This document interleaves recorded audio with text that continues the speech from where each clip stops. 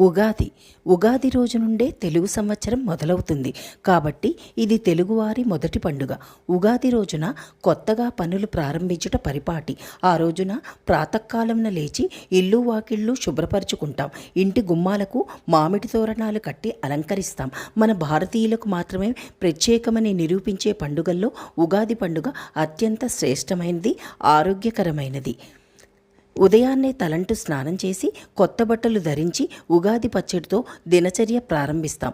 ఉగాది పచ్చడి ప్రాముఖ్యత ఈ పండుగకు ప్రత్యేకమైంది, అత్యంత ముఖ్యమైంది. షడ్రుచుల సమ్మేళనం.